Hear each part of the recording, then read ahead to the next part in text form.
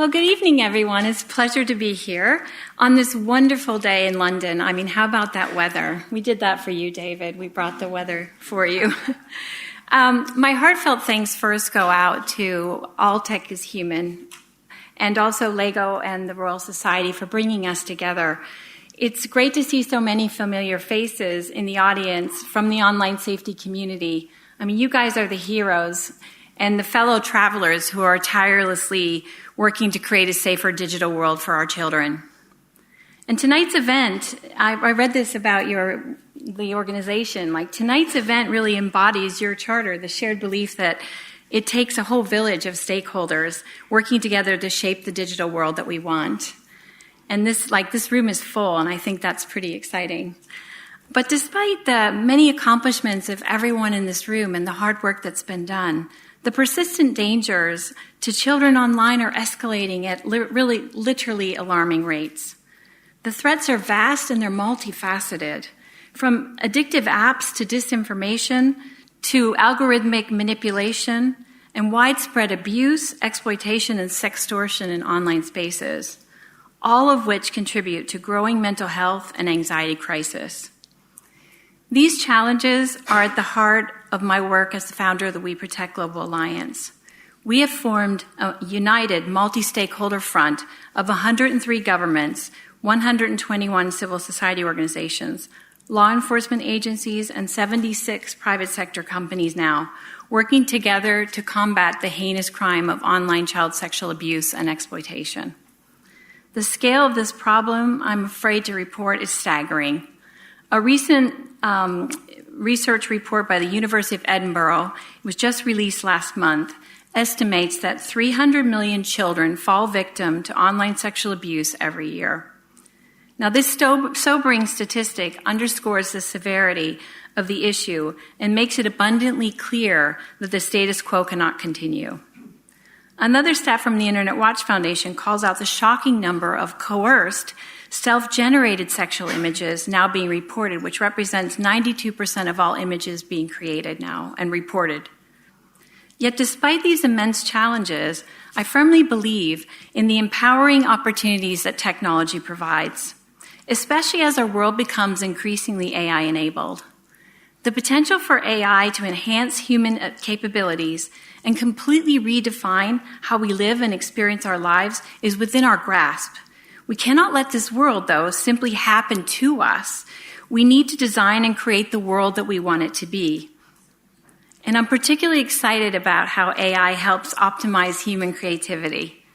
If you had a child in the last 2 decades, as I did, mine's 24 now, you would know that if your son or daughter was not inclined towards math or science or coding, they were really left out of the digital revolution. But today, generative AI offers kids who are right-brain thinkers new opportunities. It allows their creative minds to build products and develop code just through a simple prompt, adding their unique perspective to the world. This is truly a renaissance in thinking and creativity, which will lead to more diverse product offerings and provide more avenues for children to express their ideas and shape the future. But this new world is about building a continuous bridge between the physical and digital spaces, learning and experiencing the best that life has to offer in both. We've seen firsthand and witnessed firsthand the pride and accomplishment of a young child who's building their first Lego creation.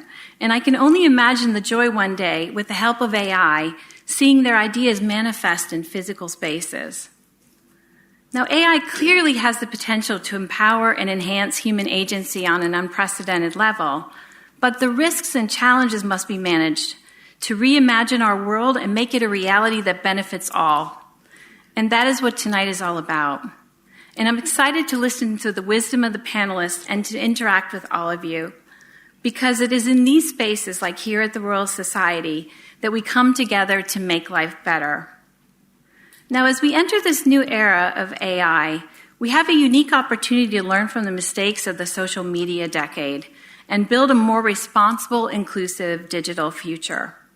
I'm particularly encouraged by the landmark agreement led by All Tech is Human and Thorn, which resulted in leading AI companies committing to stop generative AI child sexual abuse material from being generated.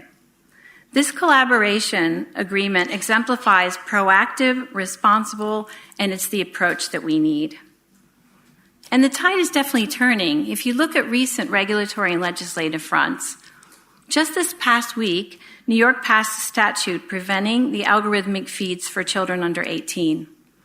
And the U.S. Surgeon General announced the introduction of new warning labels on social media apps. Now, whatever you think of these initiatives, it means that momentum is building and it's a time for change, and we have a real opportunity.